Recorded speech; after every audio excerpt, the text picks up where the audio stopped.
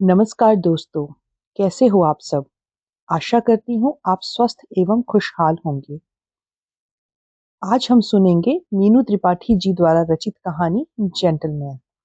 इससे पहले कि आप कहानी में खो जाएं, आपसे अनुरोध है कि आप चैनल को सब्सक्राइब कर लीजिए ऐसी ही और बेहतरीन कहानियाँ सुनने के लिए। तो चलिए कहानी शुरू करते हैं। भैया, टैंकी का सेफ्टी वाल्व खराब हो गया है। सारा पानी नीचे गिर रहा है। तो मैं क्या करूं? मैं कोई प्लम्बर हूँ जो जाके ठीक करूंगा? निधि तुषार के चिढ़े स्वर में दिए गए जवाब से खिसियाती हुई भीतर चली गई। अदिति ने उसे हैरानी से टोका। तुषार, तुम दीदी से ऐसे कैसे बात कर सकते हो? उन्हें कितना बुरा लगा होगा। अरे इन्हें बुरा बुरा नहीं लगता। यहाँ हम जरूरी बात कर रहे हैं और इनकी दुनिया टैंकी के चारों ओर घूम रही है। तुषार व्यंग से हंसते हुए बोला। कौन कह सकता था कि ऑफिस में सबसे मुस्कुराकर शालीन तरीके से पेश आने वाला तुषार अपनी बहन के साथ असभ्य व्यवहार कर सकता है। अदिति को मौन देखकर तुषार बोला, अरे तुम तो सीरियस हो गई। इस तरह से सबसे बात थोड़ी ही करता हूँ। निधि और मम्मी ही हैं जिनके सामने कोई दिखावा नहीं होता। ये मेरा घर है। यहाँ ऑफिस जैसे बिहेव करने लगूंगा तो मेरा तो दम ही घुट जाएगा। वैसे भी इन्हें ये सब सुनने की आदत है। तुम मेरे पापा से नहीं मिली? उनके सामने मम्मी और निधि की बोलती भी नहीं निकलती थी। बेटा होने के नाते मैं ही उनके सामने टिक पाता था। मम्मी और निधि को कोई बात मनवानी होती थी तो मेरा ही सहारा लिया जाता था। तुम इनके लिए कोई टेंशन मत लो। अदिति ने कसमसाते हुए पूछा, कल को मैं तुम्हारे जीवन में आई तो तुम मुझसे भी ऐसी ही बात करोगे? अरे नहीं नहीं, तुमसे ऐसी बात कर ही नहीं सकता। तुषार ने हड़बड़ाकर जल्दी से कहा तो अदिति बुदबुदाई, कैसे संभव होगा ऐसा? तुम्हारे लिहाज से तो घर में किसी की प्रशंसा या स्वीकारोक्ति को कोई दरकार ही नहीं है। अपनों को कटु वचन बोलना अपनापन है। अदिति के इस व्यंग पर संभल कर बात बदलते हुए तुषार बोला, कल की मीटिंग की तैयारी करनी है। छोड़ो ये सब। और हाँ अदिति, कल हम साथ ऑफिस जाएंगे। कुछ रह गया होगा तो रास्ते में डिस्कस कर लेंगे। कुछ देर और रुकने के बाद जल्दी ही अदिति अपने घर के लिए निकल गई। कल का दिन गीगा इंफोसिस्टम्स के साथ साथ अदिति और तुषार के लिए भी बहुत इम्पोर्टेंट था। अदिति और तुषार दोनों ही गीगा इंफोसिस्टम्स में कार्यरत हैं। अदिति असिस्टेंट मैनेजर फाइनेंस है, जबकि तुषार फील्ड ऑफिसर। कल गीगा इंफोसिस्टम में एक विदेशी क्लाइंट आ रहा था। इस प्रोजेक्ट का सारा दारोमदार अदिति के ऊपर था। यदि यह मीटिंग सफल होती है तो कंपनी को बड़ा लाभ होगा। आज ऑफिस के बाद तुषार ने अदिति को एक कप कॉफी के लिए आमंत्रित किया तो मीटिंग के कुछ प्लान ऑफ एक्शन बनाने के उद्देश्य से वह भी उसके घर आ गई। पर उसके सामने तुषार की बहन निधि को एम्बेरसिंग सिचुएशन का सामना करते देख वह असहज हो गई। तुषार के इस रवैये के घर वाले आदी थे, तभी वह सहजता से सह गए। अदिति को तुषार का आचरण इसलिए भी नागवार लगा क्योंकि ऑफिस में सभी उसे जेंटलमैन कहते हैं। उसका सभ्य शालीन आचरण उसकी पहचान है। पॉजिटिव अप्रोच तो सहज ही आकर्षित करती है। अदिति भी इससे अछूती नहीं रही। पर इन दिनों जैसे जैसे वह तुषार के करीब होती गई, लगा जैसे वह अब उसके किसी अपरिचित रूप से रूबरू हो रही हो। मम्मा, आज जल्दी निकलूंगी। तुषार को भी पिकअप करना है। दरअसल आज एक इम्पोर्टेंट मीटिंग है। रास्ते में कुछ पॉइंट्स भी डिस्कस कर लेंगे। दूसरे दिन अदिति अपनी मम्मी से बोली तो मम्मा मुस्कुराते हुए कहने लगी, कितना अच्छा लगता है तुम दोनों एक ही ऑफिस में काम कर रहे हो। बस तुम दोनों का रिश्ता हो जाए तो और क्या चाहिए। देर हो रही है मम्मा, कॉफी बन गई है तो दे दो। जानबूझकर अपनी बात को नजरअंदाज करता देख अंजलि बोली, क्या हो गया है तुझे? पहले तो उसकी कितनी बात करती थी, अब कुछ बताती ही नहीं है। तुषार को लेकर क्या चल रहा है तेरे मन में? कुछ डिसाइड किया है तूने या नहीं? कुछ पता नहीं मम्मी, फुर्सत में झांकूंगी मन में कि क्या चल रहा है वहां। अभी कुछ डिसाइड नहीं किया, बाद में देखती हूँ। अदिति के कहते ही तुलिका उत्तेजना से बोली, अरे और कितना देखेगी, रोज तो ऑफिस में ही देखती हो। इतना कल्चर्ड सभ्य शालीन लड़का कहाँ मिलेगा। तुम कह भी रही थी ना कि उसके प्रमोशन पर भी विचार हो रहा है, मैनेजर बनेगा अब वो। अंजलि हर हाल में अदिति के मुंह से हाँ सुनना चाहती थी। इस रिश्ते के प्रति उसका आशावान होना लाजमी था। 2-3 महीने पहले स्वयं अदिति ने ही तो तुषार का नाम सुझाया था। अदिति का झुकाव तुषार की ओर देखकर झट से दीपांकर और अंजलि ने सहर्ष सम्मति दे दी थी। कुछ दिन पहले अदिति ने बताया था कि तुषार ने उसे प्रपोज भी कर दिया है, पर थोड़ा समय चाहिए कहकर उसने साफ जवाब नहीं दिया। दीपांकर ने भी अप्रत्यक्ष रूप से तुषार के बारे में पता किया है। सभी की राय उसके प्रति एक सभ्य, शालीन, भद्र आचरण करने वाले पुरुष की है। कुछ समय पहले तक अदिति भी उसके आचरण, व्यवहार, पॉजिटिव अप्रोच को लेकर कसीदे पढ़ती थी, पर इन दिनों से ये सिलसिला कुछ थम सा गया। दीपांकर ने तुषार के दूर के रिश्तेदार मिस्टर केसवानी से तुषार के विषय में पूछताछ की तो उन्होंने बताया, अपने पिता की छवि है तुषार। इसके पिता बड़े अनुशासन प्रिय थे, घर में सिर्फ उनकी चलती थी। उनके जाने के बाद इसकी माँ तो टूट ही गई थी। बड़ी विपरीत परिस्थितियों में इस लड़के ने खुद को और परिवार को संभाला। तुषार की माँ भी उसकी तारीफ करते नहीं थकती। घर में लड़के की ही चलती है, उसकी राय ही महत्वपूर्ण है। जो उसने कह दिया वही होता है। आपकी बेटी राज करेगी। ये शब्द निश्चित रूप से एक बेटी के बाप को राहत देने वाले थे, पर तुषार और उसके परिवारजनों से मिलने जुलने के बाद अदिति उलझन में नजर आई। बोल ना अदिति, कुछ तो डिसीजन ले। लूंगी माँ, जल्दी ही लूंगी। अभी मुझे निकलने दो, तुषार को लेकर मीटिंग में पहुंचना है। कहती हुई अदिति घर से निकल आई। तुषार के घर पहुंचने पर उसने बेल बजाने के लिए हाथ बढ़ाया ही था कि महसूस हुआ दरवाजा बंद नहीं है। जाने क्या सोचकर बिना बेल बजाए वह सीधा दरवाजा खोलकर बैठक में आ गई। घर में तुषार डाइनिंग एरिया में बैठा चिल्ला रहा था, मम्मी ये क्या पराठे बनाए हैं, जरा आलू तो ढंग से भर देती इनमें। और ये टमाटर की चटनी, आपको पता है ना मुझे बिल्कुल नहीं पसंद है। हटाओ इसे यहाँ से और मुझे दही दो। निधि, एक बार मेरी शर्ट को फिर से प्रेस करो। क्या बकवास प्रेस की है। यहाँ देखो स्लीव्स में कितनी सलवटें हैं। क्या तुम लोग घर में सारा दिन क्या करती हो, एक भी काम ढंग से नहीं होता तुम लोगों से। चिढ़ा हुआ ऊंचा तल्ख स्वर सुनकर अदिति चौंक गई। तुषार की मम्मी की नजर अदिति पर पड़ी। उन्होंने तुषार को इशारा किया। अदिति पर नजर पड़ते ही वह कुछ झेंपा। अरे तुम, आओ आओ अंदर आओ।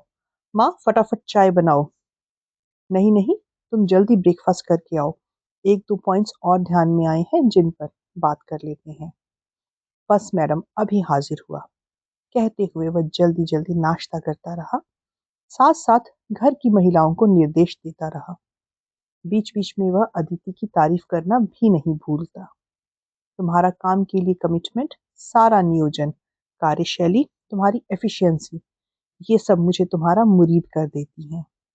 अपनी तारीफ से असहज अदिति तुषार की मम्मी और बहन को दौड़ दौड़ कर तुषार की खिदमत करते देखती रही। कुछ ही देर में तुषार चिर परिचित अंदाज में बोला, चलिए मैडम, बंदा तैयार है। कहकर वो खड़ा हुआ मिला। बाहर आकर बड़ी अदा से उसे, मैडम अब आप उधर बैठिए, गाड़ी आपका शॉफर चलाएगा। कहते उसने चाबी लेने के लिए हाथ बढ़ा दिया तो अदिति ने यंत्रवत उसके हाथ में चाबी पकड़ा दी। तुषार ने पूरे अदब से गाड़ी का दरवाजा खोला और उसे बैठने का संकेत दिया। गाड़ी में बैठते वक्त अदिति को ऊपर बालकनी में झांकती तुषार की मम्मी और बहन नजर आई। कुछ देर पहले तुषार के सख्त बेअदब शब्दों का सामना करती बहन और मम्मी की घूरती नजरों के सामने यूं तुषार का स्वयं के प्रति अति सम्मान प्रकट करना उसे अजीब लगा, पर इस वक्त वह उसके व्यवहार पर कोई टिप्पणी करके अपने और उसके फोकस को बदलना नहीं चाहती थी। कंपनी के फील्ड ऑफिसर तुषार ने अपनी प्रेजेंटेशन और खास अंदाज से विदेशी क्लाइंट को पूरी तरह प्रभावित कर दिया और कंपनी को डील दिलवाने में सफलता हासिल की। तुषार का प्रोफेशनल, सभ्य शालीन व्यवहार हमेशा की तरह सबको प्रभावित कर गया। आज एक बार फिर ऑफिस में व्यवहार कुशल तुषार की चर्चा थी। एक हफ्ते के भीतर ही तुषार को बेस्ट एम्प्लॉय की उद्घोषणा के साथ फील्ड मैनेजर के पद पर प्रमोट किए जाने का फैसला किया गया। कंपनी की खास नीतियों के हिसाब से तय किया गया कि प्रमोशन का लेटर और सूचना एक केक और बुके के साथ उसके घर वालों तक पहुंचाई जाएगी। इसके पीछे कंपनी की मंशा यह रहती थी, कर्मचारी की सफलता में अप्रत्यक्ष रूप से परिवारजनों के प्रयास शामिल होते हैं। ऐसे में सफलता परिवारजनों के बीच उनके साथ बांटी जाए तो उसका मजा और गौरव की अनुभूति दोनों ही दुगनी हो जाती है। केक और बुके के लिए अदिति के साथ ऑफिस सहकर्मी धीरेन्द्र को चुना गया। जब वो उसके घर पहुंचे तो अप्रत्याशित रूप से घर पर धीरेन्द्र और अदिति को देखकर पहले तो तुषार चौंका, फिर एकदम से खुद को सहज करते हुए मुस्कुराते हुए उनका स्वागत किया।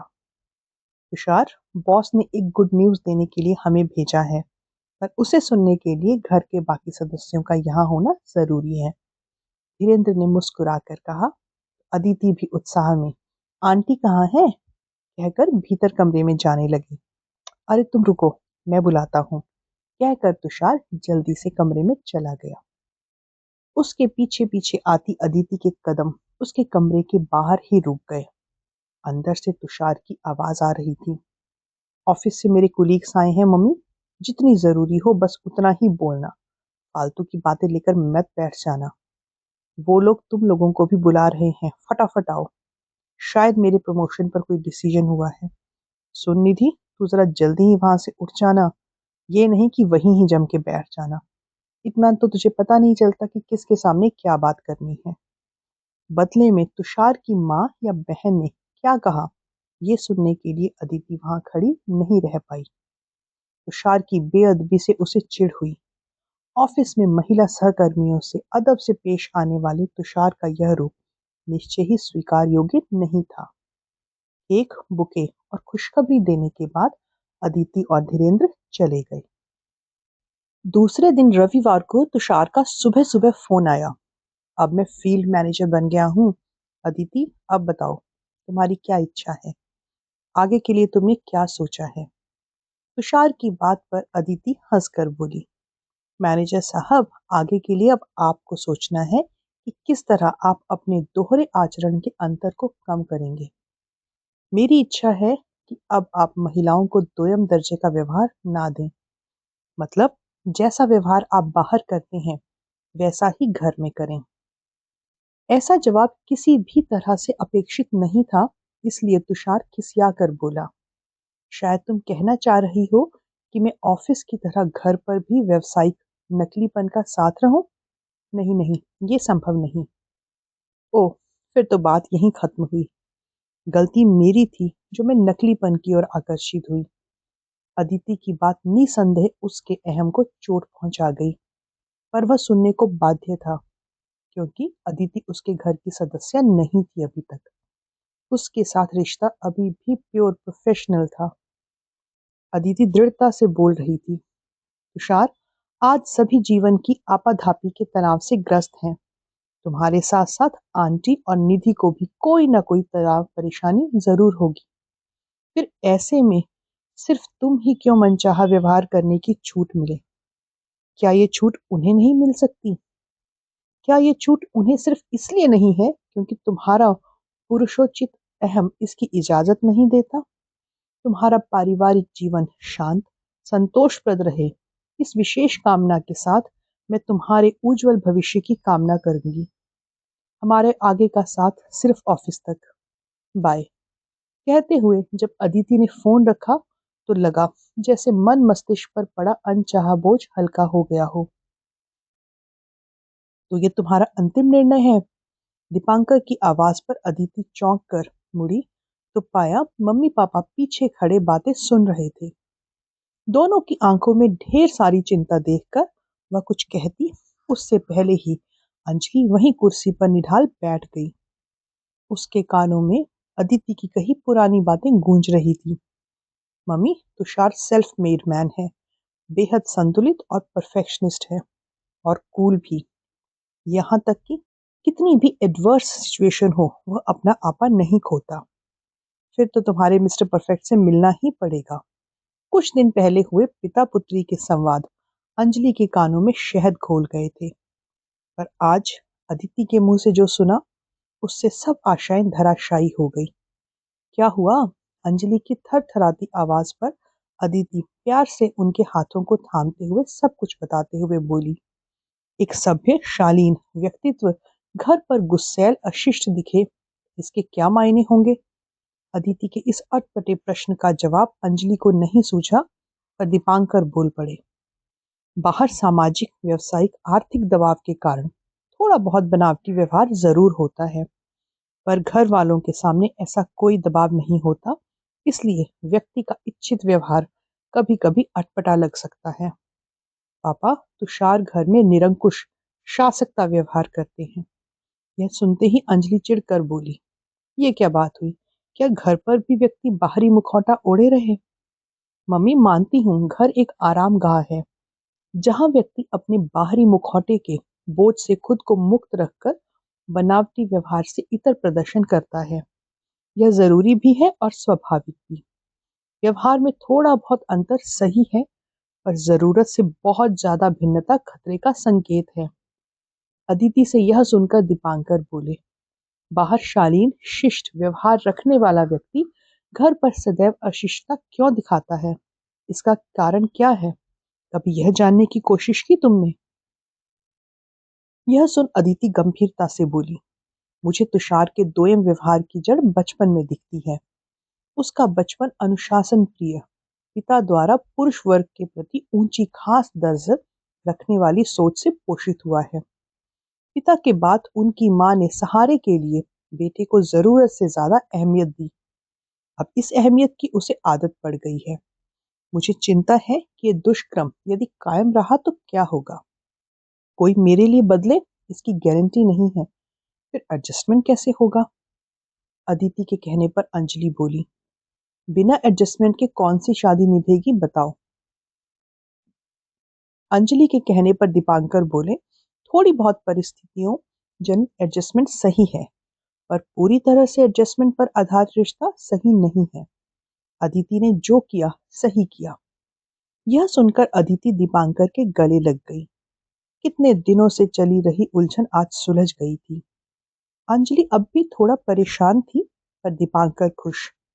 जिस बेटी की सोच इतनी दूरदर्शी और पारखी हो, वो जीवन में गलत निर्णय ले, ये संभव नहीं था। वो समझते थे कि अदिति का रिश्ता जुड़ने में अभी और समय लगेगा। आज नहीं तो कल उसके लिए उचित पात्र अवश्य मिलेगा।